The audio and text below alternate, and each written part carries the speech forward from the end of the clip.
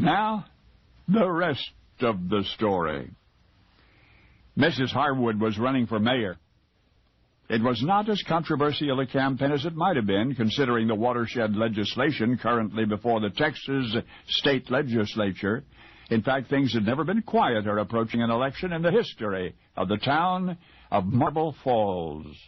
Ms. Harwood was the middle-aged wife of a local doctor. Her children were grown and her family was well-liked. She was a shrewd politician, and yet her ideas completely satisfied neither feminists nor reactionaries.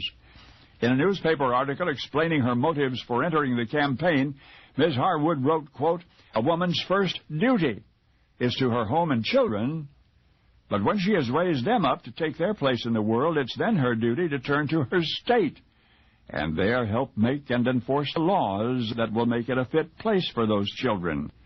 Her opponent, Thomas J., was a respected man, but he lacked spirit. He found it difficult capturing the public's imagination. To a friend prior to the election, he confided that he'd be just as happy if Ms. Harwood won. And as the campaign progressed, it seemed that sentiment was shared by an increasing number of voters, particularly when it was announced that Harwood had the personal endorsement of the President of the United States. "Our wealthier citizens don't want the job," she said to the Marble Falls mayoralty, "and a poor man cannot afford it. Therefore," she reasoned, "a woman was ideally suited to give such responsibilities undivided attention." Her platform was laden with political platitudes. Her slogan was a better, cleaner, bigger, more progressive town. In campaign rhetoric, she amplified, "For everything that is progressive, for everything that is moral, for everything that is spiritual, for everything that is just, I am ready to serve you." And most interesting of all, Ms. Harwood believed every word of it. And so did the citizens of Marble Falls.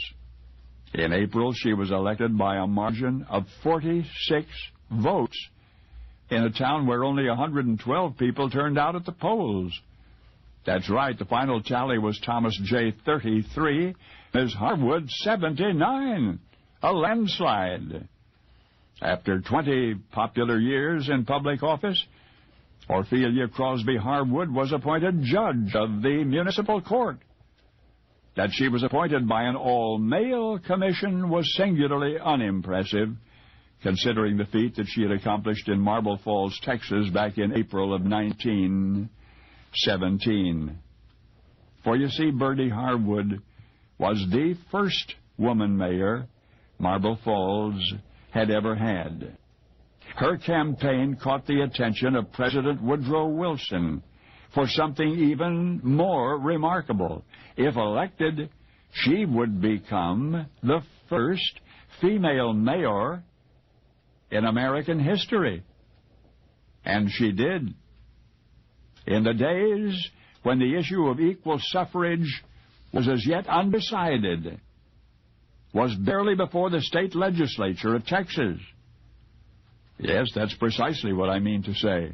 Bertie Harwood, the doctor's wife, became the United States' first woman mayor before even one woman could vote for her. She couldn't even vote for herself.